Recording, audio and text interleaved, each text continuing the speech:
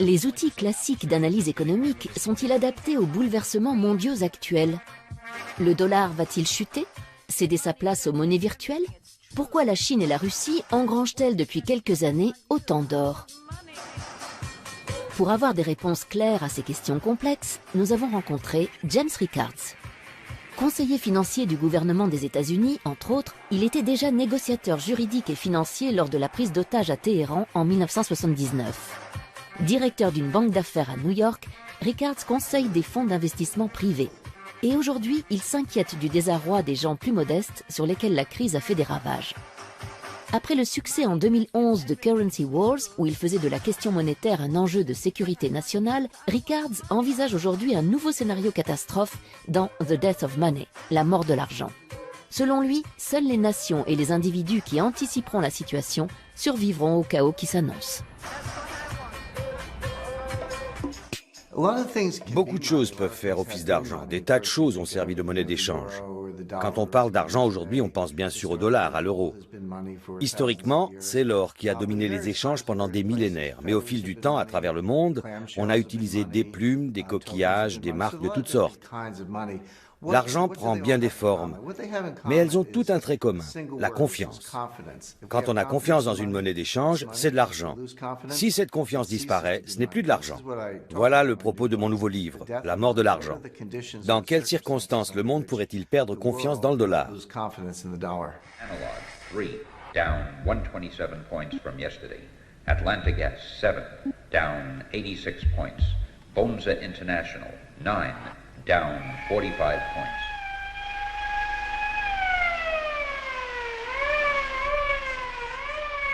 Jesus, look at that. Well, what is it? What's happening? What is it? A suicide epidemic? A war? No, the crash. The market is collapsing. En 2009, j'ai conçu et planifié le premier jeu de guerre financier. Ce projet a été financé par le ministère de la Défense américain, par le Pentagone, et réalisé dans un laboratoire militaire ultra secret près de Washington. J'ai engagé quelques spécialistes et nous avons échafaudé des plans en se disant « on va leur en donner pour leur argent ». C'était un jeu de guerre financier. On ne pouvait pas utiliser des armes conventionnelles, pas de bombes, pas de navires, ni de sous-marins. Nos seules armes étaient des actions, des obligations, des produits dérivés, des monnaies et des matières premières. Notre plan était le suivant. La Russie et la Chine mutualisaient leurs réserves d'or, émettaient une nouvelle monnaie indexée sur l'or par l'intermédiaire d'une banque à Londres et d'une chambre forte en Suisse. Ensuite, ces deux pays annonçaient qu'à l'avenir, les exportations énergétiques russes et les produits manufacturiers chinois devraient impérativement être réglés dans cette nouvelle devise. On tourne le dos au dollar, on va détruire le système fondé sur le dollar. Voilà le scénario que nous avons développé, et on s'est moqué de nous. Des professeurs de Harvard ont déclaré « C'est ridicule, l'or ne joue plus aucun rôle dans le système monétaire, c'est une référence du passé ». Eh bien, vous savez quoi? Depuis 2009, la Russie a augmenté ses réserves d'or de 70%, la Chine de plusieurs centaines de pourcents. On voit les Russes s'en prendre aux États-Unis en menant une guerre financière. Ce que nous avions imaginé est en train de se réaliser.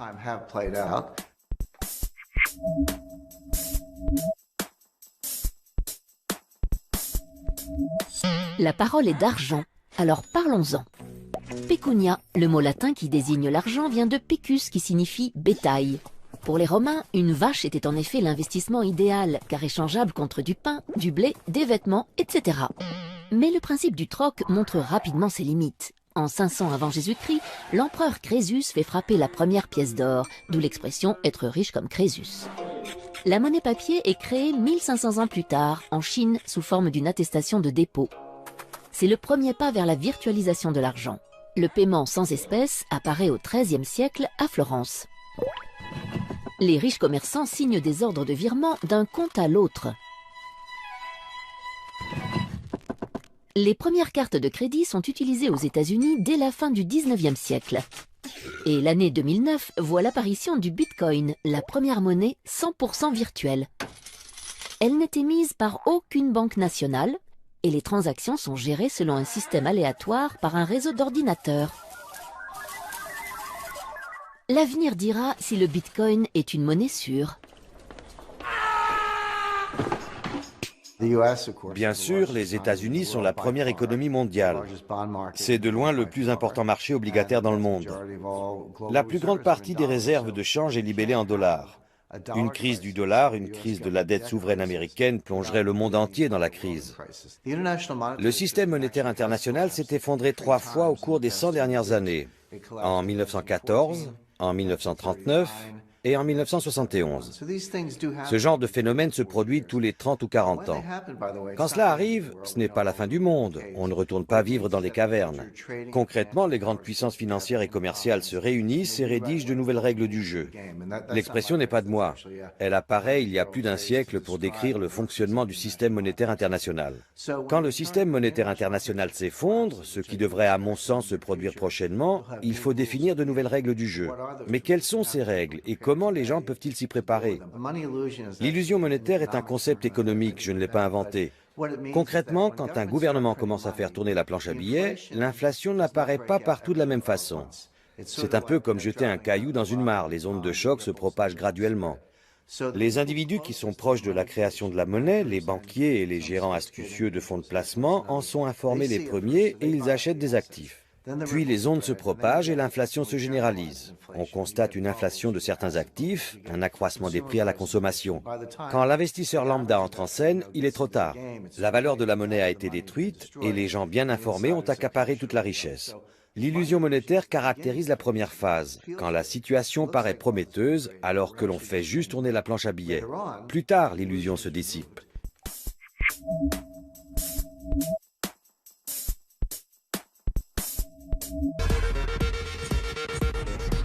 C'est la plus célèbre devise au monde sur laquelle est inscrite aussi la plus fameuse « In God we trust », même s'il y a longtemps que les mécréants lui font davantage confiance qu'à Dieu. L'heure est grave, de plus en plus contesté, le dollar est même menacé de disparition. Il pourrait être remplacé par la monnaie virtuelle et autres moyens de paiement numériques. Pourtant, s'il quittait la scène, quel drame pour le rêve américain auquel il est intimement lié. Rien ne pourrait l'effacer de notre imaginaire où il occupe une place de choix. Le dollar est lié à la naissance de la nation américaine.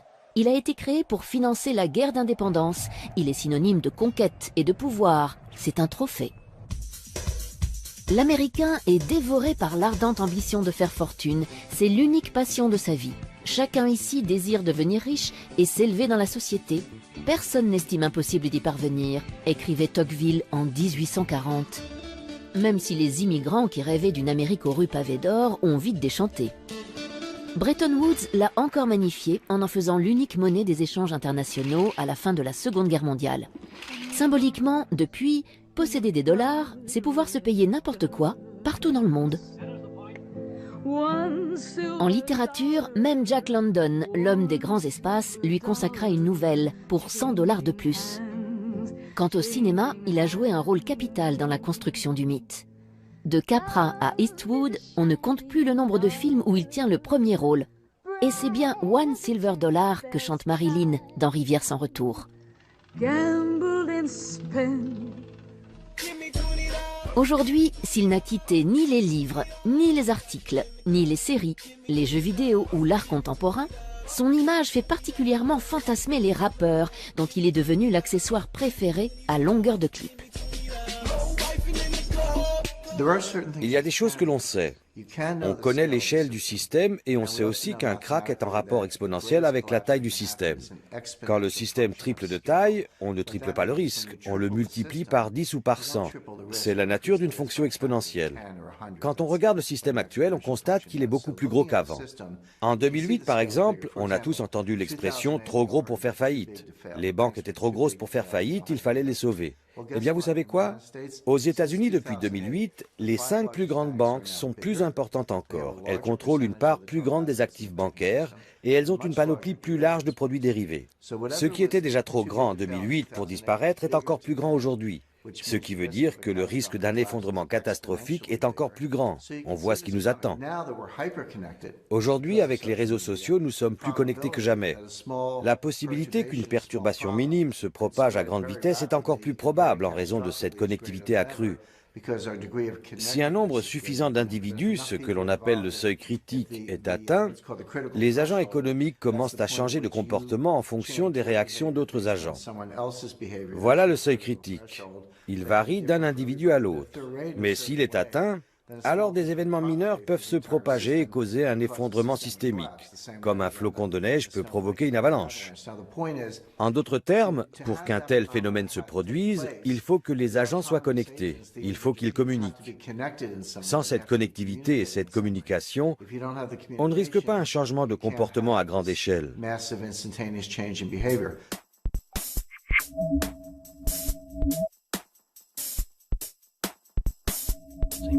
Qu'est-ce qu'un trader?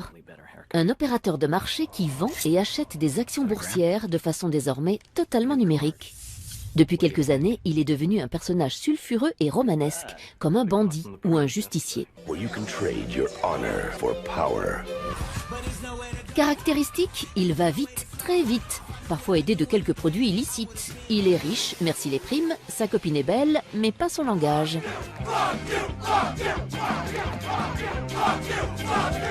Selon le psychologue Robert Hare, 10% des traders peuvent être qualifiés de psychopathes, pourcentage 10 fois plus élevé que dans l'ensemble de la population.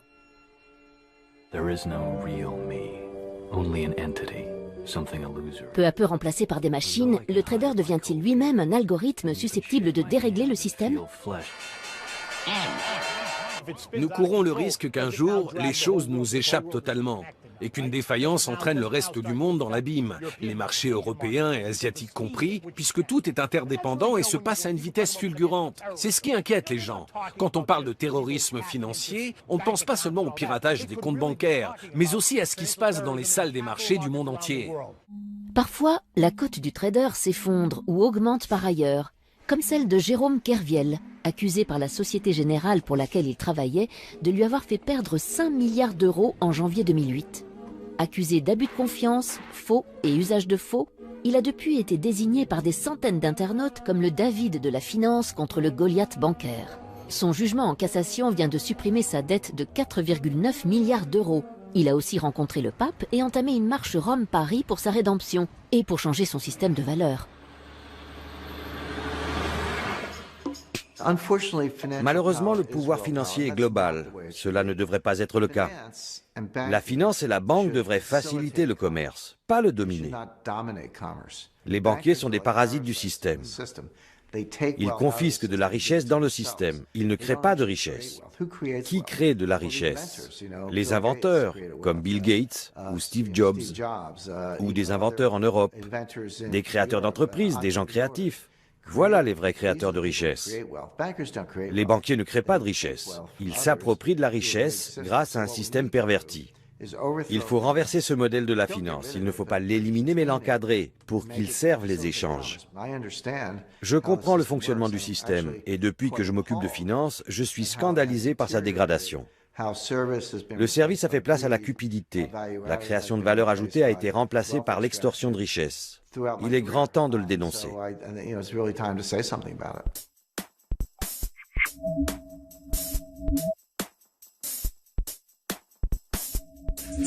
Qui se souvient du Bancor, un nom poétique pour une monnaie qui n'a jamais vu le jour? Imaginé par le grand économiste britannique John Maynard Keynes, le Bancor se voulait le nouvel étalon monétaire international émis par un organisme indépendant. Mais les États-Unis ne l'entendaient pas de cette oreille en 1944. Pourtant, l'esprit de neutralité du Bancor pourrait bien avoir inspiré les créateurs de l'euro, utilisé dès 1999 pour les transactions. On retrouve au fondement de la monnaie européenne la même ambition de créer une devise supranationale. Aujourd'hui, les monnaies virtuelles ont le vent en poupe. Elles ont investi les jeux vidéo principalement en ligne. Sur Second Life, Entropia Universe ou World of Warcraft, accomplir une mission ou dérober un butin peut rapporter des Linden Dollars, des Project Entropia Dollars, des Adena ou autres PO. Certaines plateformes proposent même de convertir les gains amassés en vraies devises ou, plus pragmatiquement, de les utiliser pour régler son abonnement. À l'inverse, pas de problème pour renflouer son porte-monnaie virtuel. Il suffit de se munir d'une carte bancaire, bien réelle cette fois. On n'oublie pas le Bitcoin, la monnaie virtuelle de la vraie vie. Créé en 2009, le Bitcoin est une devise électronique cryptée qui permet notamment d'effectuer des transactions en ligne sans passer par une banque. Le revers du Bitcoin, son cours très volatile qui fait des montagnes russes. Et sa sécurité.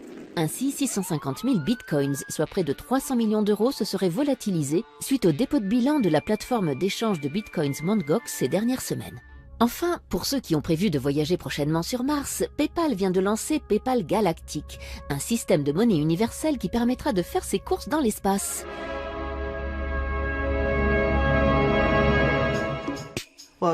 On parle beaucoup du Bitcoin en ce moment, cette monnaie virtuelle ou numérique. Mais le dollar est une monnaie numérique, l'euro aussi. On a peut-être quelques billets dans notre portefeuille, mais la très grande majorité des transactions est numérique. Le seul instrument financier qui n'est pas numérique, c'est l'or. Le Bitcoin est sans doute une forme de devise. Je ne nie pas qu'il intervient dans des transactions, qu'il est thésaurisé. C'est une unité de compte de la richesse, donc il satisfait aux critères d'une devise. Mais faut-il craindre une rupture de la confiance?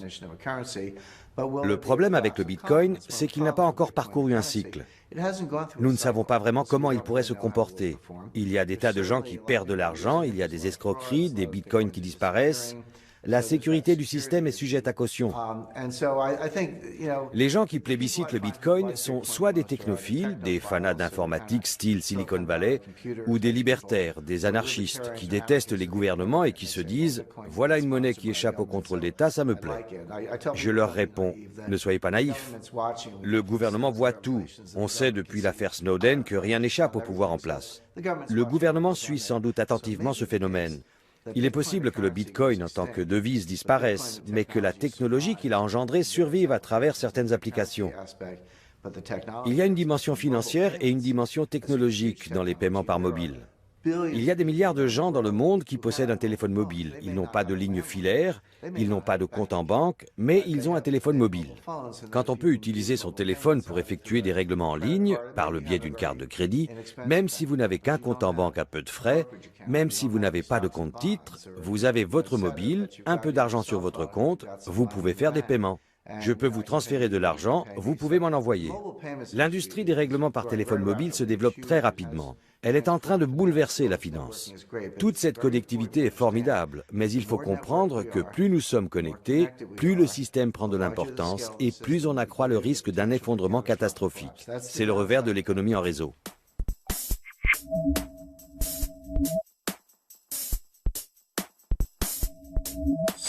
Le monde compte environ 180 monnaies officielles.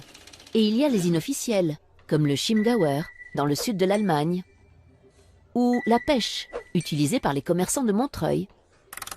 À la bourse, le dollar, l'euro et le yen japonais sont les devises les plus en vue.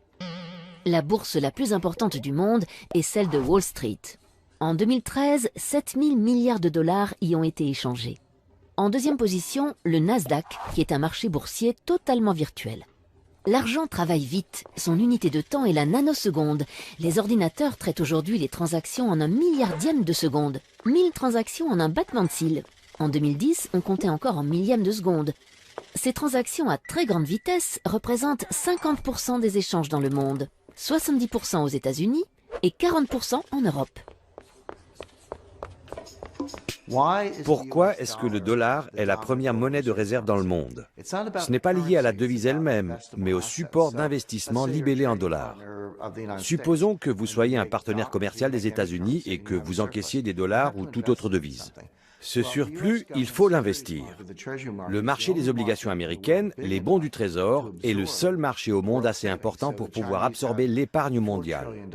Les Chinois détiennent 4 000 milliards de dollars de réserves de change. Mais il faut aussi compter le Japon, Taïwan, toutes les grandes puissances commerciales. Collectivement, cela représente des milliers de milliards de dollars. Tout cet argent est placé en bons du Trésor américain, non pas parce que les gens adorent ces obligations, mais parce que c'est le seul marché assez grand pour absorber ces liquidités. Si on examine le marché de la dette souveraine en Europe, il est comparable au marché américain. Mais il est morcelé. Il n'existe pas d'eurobond.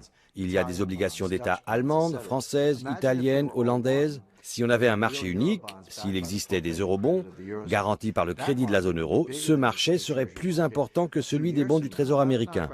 Dans quelques années, pas tout de suite, dans 2 ou 3 ans, ce marché européen existera et l'euro remplacera le dollar comme monnaie de réserve, si le système ne s'effondre pas d'ici là.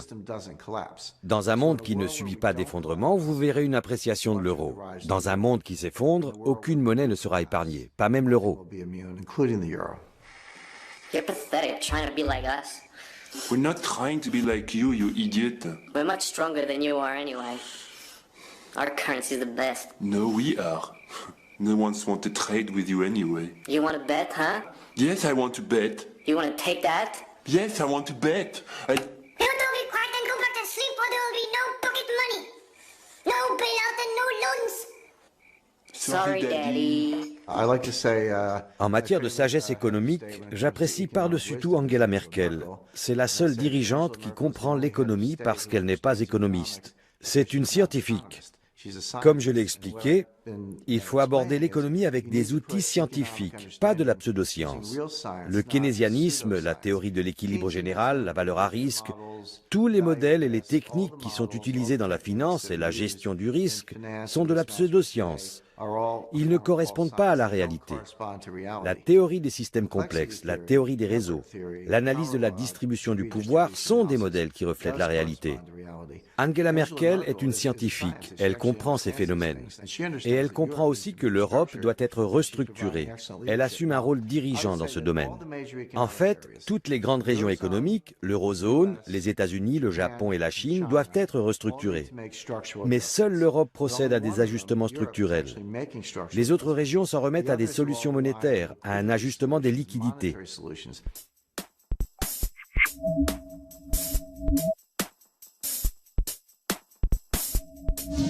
Avec 1400 milliards de dollars, la Chine est le premier détenteur étranger de la dette américaine. Or, il existe une blague connue parmi les banquiers. Si tu dois 1 million à quelqu'un, tu as un problème. Si tu lui dois 1 milliard, c'est lui qui a un problème. La Chine et les États-Unis, c'est un peu comme une entreprise qui voit son plus gros client s'enfoncer dans l'insolvabilité. Faut-il lui prêter toujours plus en espérant qu'il va se refaire une santé, ou bien accepter sa perte et passer à autre chose? Autre problème, le client paye avec du papier qu'il imprime à volonté. Si la Chine s'affranchit brutalement du dollar, c'est l'effondrement du billet vert. Si elle le garde, c'est l'effritement de ses réserves de change. Sa tactique, c'est donc de s'en débarrasser en douce. Une désaméricanisation progressive. C'est au moment de la crise du shutdown, en octobre dernier, que la Chine a mis en garde les USA en leur signifiant qu'elle allait réduire au maximum son exposition au dollar américain. Malgré les risques géopolitiques que cela comporte, la Chine a revendu en décembre 2013 pour presque 50 milliards de bons du Trésor américain. L'acheteur devient ainsi vendeur massif. En parallèle, la Chine mise sur l'or, car plus le dollar s'affaiblit, plus le cours de l'or monte, tant et si bien que la Chine est devenue en moins de 3 ans le premier consommateur mondial d'or devant l'Inde. La somme des réserves d'or de la République populaire de Chine a atteint une valeur record de 3 820 milliards de dollars. Pour éviter la crise diplomatique, le président du Fonds souverain chinois a simplement déclaré « Avec la future reprise de l'économie américaine, l'attrait de la dette américaine s'affaiblit. À long terme, ce n'est plus un bon investissement. » Reprise de l'économie américaine, oui ou non? Dans tous les cas, l'empire du milieu semble préparer l'après-dollar. En fait, les Chinois sont les plus grands fans du dollar. Nous leur devons tellement de dollars qu'ils veulent un dollar fort. Mais si nous dévaluons le dollar, que va-t-il arriver au cours de l'or? Il va monter. Les Chinois ont une couverture pour ce risque. Si le dollar perd de la valeur, ils gagneront de l'argent sur l'or. La Chine achète de l'or pour couvrir son exposition au dollar. J'engage les investisseurs à les imiter. Si c'est bon pour les Chinois, c'est bon pour tout le monde.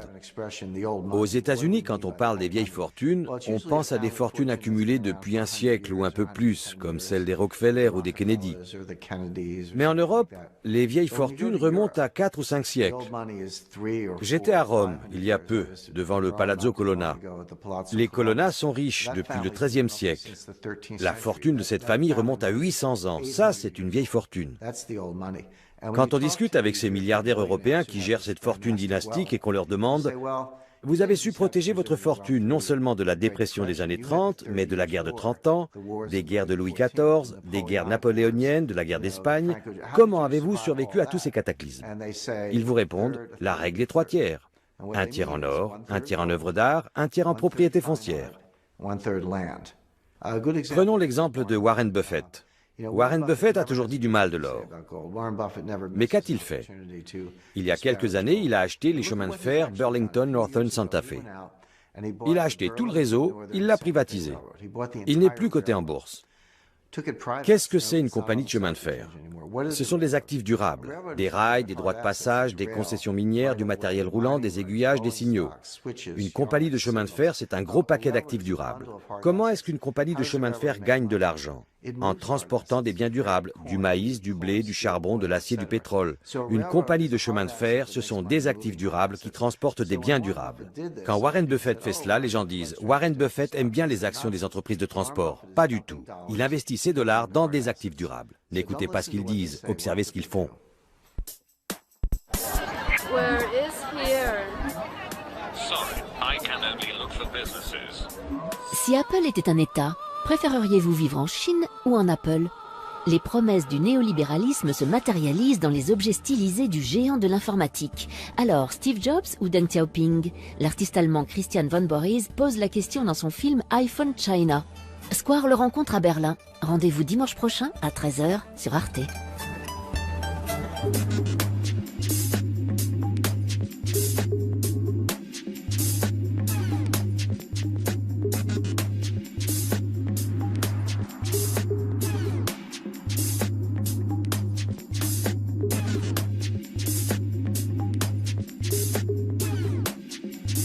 Problème, le client paye avec du papier qu'il imprime à volonté.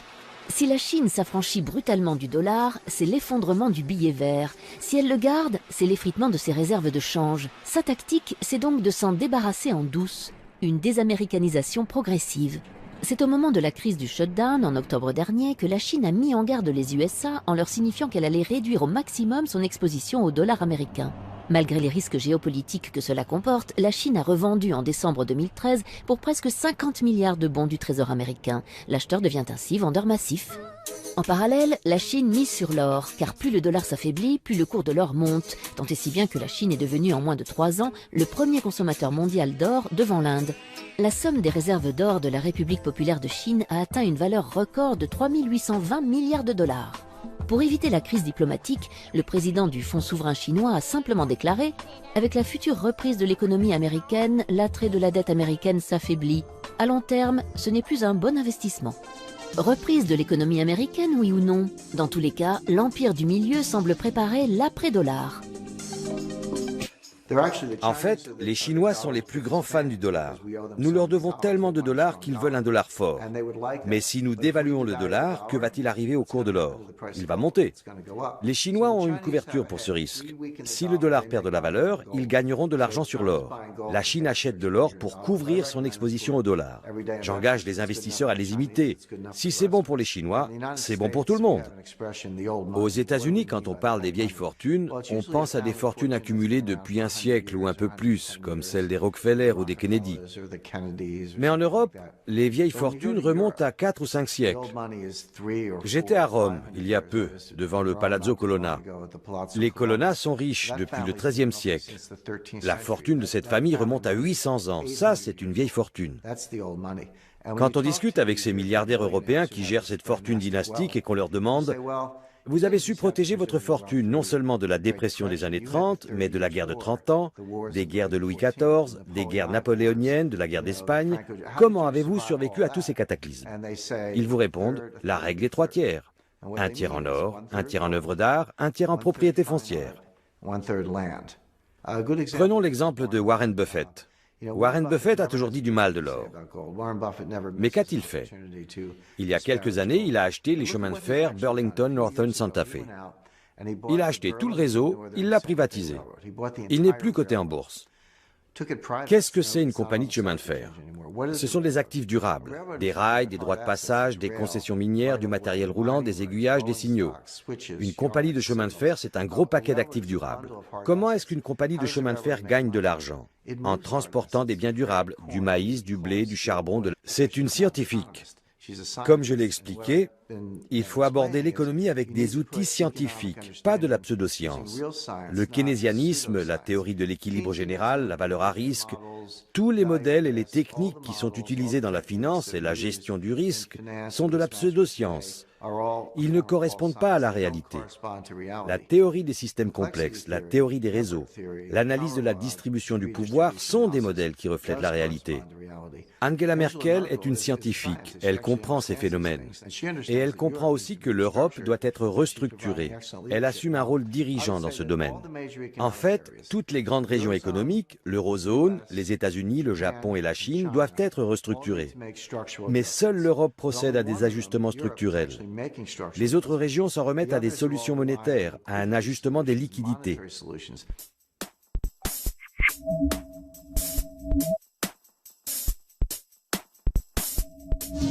Avec 1400 milliards de dollars, la Chine est le premier détenteur étranger de la dette américaine.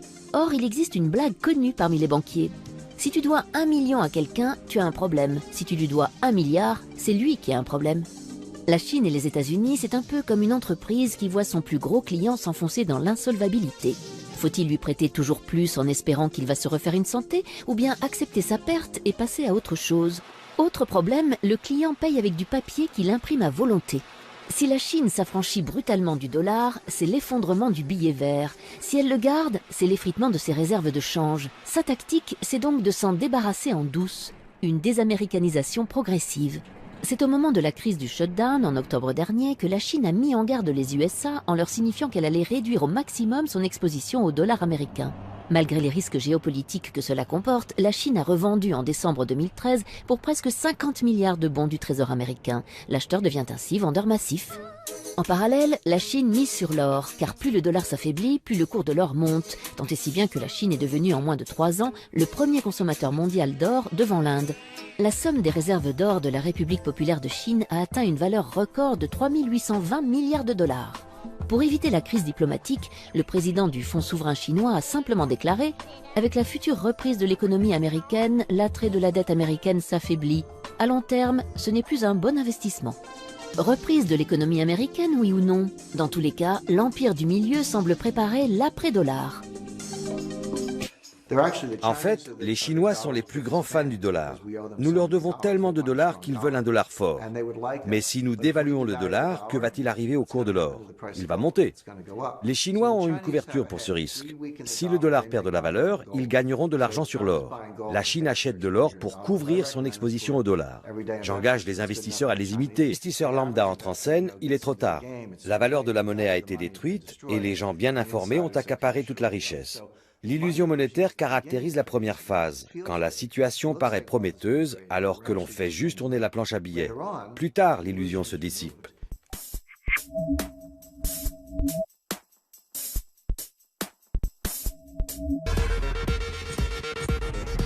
C'est la plus célèbre devise au monde sur laquelle est inscrite aussi la plus fameuse « In God we trust », même s'il y a longtemps que les mécréants lui font davantage confiance qu'à Dieu. L'heure est grave. De plus en plus contesté, le dollar est même menacé de disparition. Il pourrait être remplacé par la monnaie virtuelle et autres moyens de paiement numériques. Pourtant, s'il quittait la scène, quel drame pour le rêve américain auquel il est intimement lié. Rien ne pourrait l'effacer de notre imaginaire où il occupe une place de choix.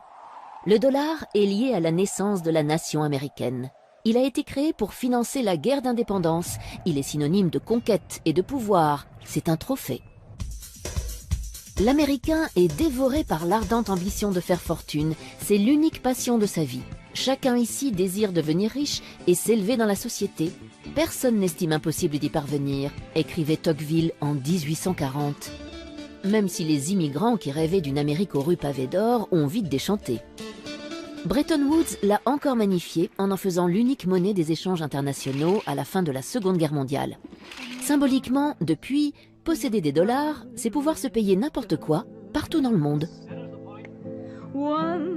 En littérature, même Jack London, l'homme des grands espaces, lui consacra une nouvelle pour 100 $ de plus.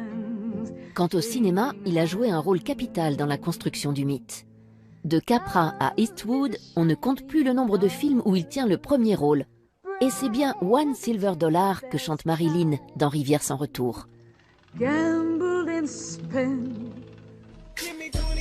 Aujourd'hui, s'il n'a quitté ni les livres, ni les articles, ni les séries, les jeux vidéo ou l'art contemporain, son image fait particulièrement fantasmer les rappeurs, dont il est devenu l'accessoire préféré à longueur de clip. Il y a des choses que l'on sait. On connaît l'échelle du système et on sait aussi qu'un krach est en rapport exponentiel avec la taille du système. Quand le système triple de taille, on ne triple pas le risque, on le multiplie par 10 ou par 100. C'est la nature d'une fonction exponentielle. Quand on regarde le système actuel, on constate qu'il est beaucoup plus gros qu'avant. En 2008, par exemple, on a tous entendu l'expression « trop gros pour faire faillite ». Les banques étaient trop grosses pour faire faillite, il fallait les sauver. Eh bien, vous savez quoi? Aux États-Unis, depuis 2008, les 5 plus grandes banques sont plus importantes encore. Elles contrôlent une part plus grande des actifs. You're pathetic trying to be like us. We're not trying to be like you idiot. We're much stronger than you are anyway. Our currency's the best. No, we are. No one's want to trade with you anyway. You want to bet, huh? Yes, I want to bet. You want to take that? Yes, I want to bet. Now don't be quiet and go back to sleep or there will be no pocket money. No bailout and no loans. Sorry, Daddy. En matière de sagesse économique, j'apprécie par-dessus tout Angela Merkel. C'est la seule dirigeante qui comprend l'économie parce qu'elle n'est pas économiste. C'est une scientifique. Comme je l'ai expliqué, il faut aborder l'économie avec des outils scientifiques, pas de la pseudoscience. Le keynésianisme, la théorie de l'équilibre général, la valeur à risque, tous les modèles et les techniques qui sont utilisés dans la finance et la gestion du risque sont de la pseudoscience. Ils ne correspondent pas à la réalité. La théorie des systèmes complexes, la théorie des réseaux, l'analyse de la distribution du pouvoir sont des modèles qui reflètent la réalité.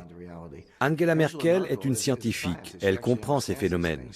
Et elle comprend aussi que l'Europe doit être restructurée. Elle assume un rôle dirigeant dans ce domaine.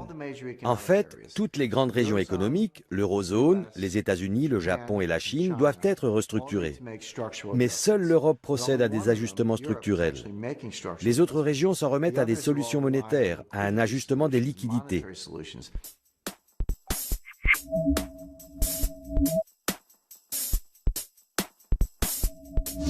Avec 1400 milliards de dollars, la Chine est le premier détenteur étranger de la dette américaine.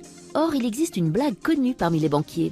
Si tu dois 1 million à quelqu'un, tu as un problème. Si tu lui dois 1 milliard, c'est lui qui a un problème. La Chine et les États-Unis, c'est un peu comme une entreprise qui voit son plus gros client s'enfoncer dans l'insolvabilité. Faut-il lui prêter toujours plus en espérant qu'il va se refaire une santé, ou bien accepter sa perte et passer à autre chose? Autre problème, le client paye avec du papier qu'il imprime à volonté. Si la Chine s'affranchit brutalement du dollar, c'est l'effondrement du billet vert. Si elle le garde, c'est l'effritement de ses réserves de change. Sa tactique, c'est donc de s'en débarrasser en douce. Une désaméricanisation progressive. C'est au moment de la crise du shutdown, en octobre dernier, que la Chine a mis en garde les USA en leur signifiant qu'elle allait réduire au maximum son exposition au dollar américain. Malgré les risques géopolitiques que cela comporte, la Chine a revendu en décembre 2013 pour presque 50 milliards de bons du Trésor américain. L'acheteur devient ainsi vendeur massif. En parallèle, la Chine mise sur l'or, car plus le dollar s'affaiblit, plus le cours de l'or monte, tant et si bien que la Chine est devenue en moins de 3 ans le premier consommateur mondial d'or devant l'Inde. La somme des réserves d'or de la République populaire de Chine a atteint une valeur record de 3 820 milliards de dollars. Pour éviter la crise diplomatique, le président du Fonds souverain chinois assise de l'économie américaine, oui ou non? Dans tous les cas, l'empire du milieu semble préparer l'après-dollar. En fait, les Chinois sont les plus grands fans du dollar. Nous leur devons tellement de dollars qu'ils veulent un dollar fort. Mais si nous dévaluons le dollar, que va-t-il arriver au cours de l'or? Il va monter. Les Chinois ont une couverture pour ce risque. Si le dollar perd de la valeur, ils gagneront de l'argent sur l'or. La Chine achète de l'or pour couvrir son exposition au dollar. J'engage les investisseurs à les imiter. Si c'est bon pour les Chinois, c'est bon pour tout le monde.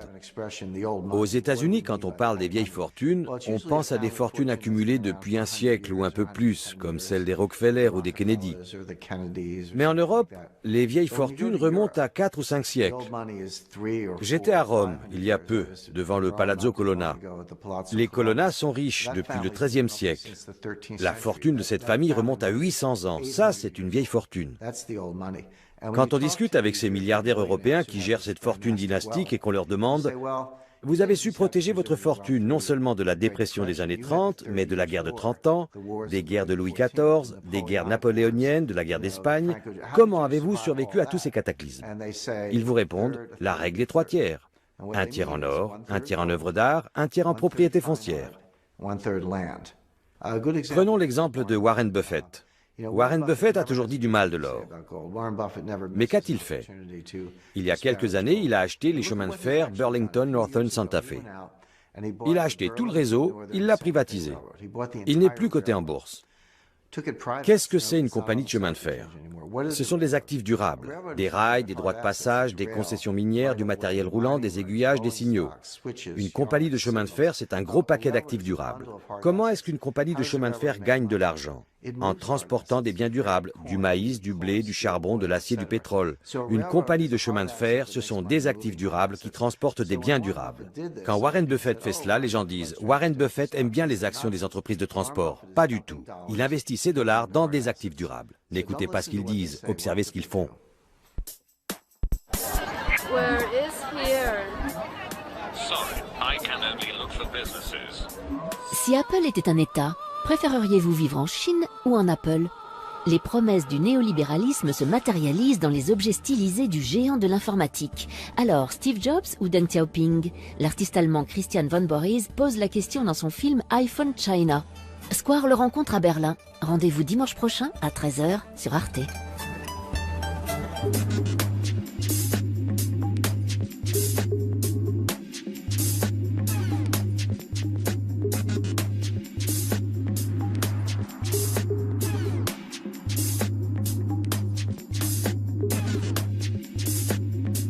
La pseudoscience. Le keynésianisme, la théorie de l'équilibre général, la valeur à risque, tous les modèles et les techniques qui sont utilisés dans la finance et la gestion du risque sont de la pseudoscience. Ils ne correspondent pas à la réalité. La théorie des systèmes complexes, la théorie des réseaux, l'analyse de la distribution du pouvoir sont des modèles qui reflètent la réalité.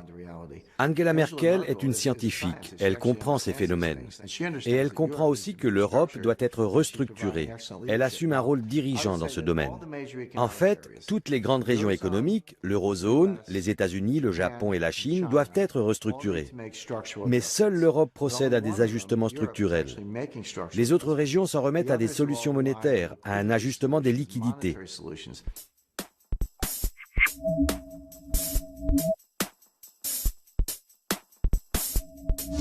Avec 1400 milliards de dollars, la Chine est le premier détenteur étranger de la dette américaine. Or, il existe une blague connue parmi les banquiers. Si tu dois 1 million à quelqu'un, tu as un problème. Si tu lui dois 1 milliard, c'est lui qui a un problème. La Chine et les États-Unis, c'est un peu comme une entreprise qui voit son plus gros client s'enfoncer dans l'insolvabilité. Faut-il lui prêter toujours plus en espérant qu'il va se refaire une santé, ou bien accepter sa perte et passer à autre chose? Autre problème, le client paye avec du papier qu'il imprime à volonté. Si la Chine s'affranchit brutalement du dollar, c'est l'effondrement du billet vert. Si elle le garde, c'est l'effritement de ses réserves de change. Sa tactique, c'est donc de s'en débarrasser en douce. Une désaméricanisation progressive. C'est au moment de la crise du shutdown en octobre dernier que la Chine a mis en garde les USA en leur signifiant qu'elle allait réduire au maximum son exposition au dollar américain. Malgré les risques géopolitiques que cela comporte, la Chine a revendu en décembre 2013 pour presque 50 milliards de bons du Trésor américain. L'acheteur devient ainsi vendeur massif. En parallèle, la Chine mise sur l'or, car plus le dollar s'affaiblit, plus le cours de l'or monte, tant et si bien que la Chine est devenue en moins de 3 ans le premier consommateur mondial d'or devant l'Inde. La somme des réserves d'or de la République populaire de Chine a atteint une valeur record de 3 820 milliards de dollars. Pour éviter la crise diplomatique, le président du Fonds souverain chinois a simplement déclaré « Avec la future reprise de l'économie américaine, l'attrait de la dette américaine s'affaiblit.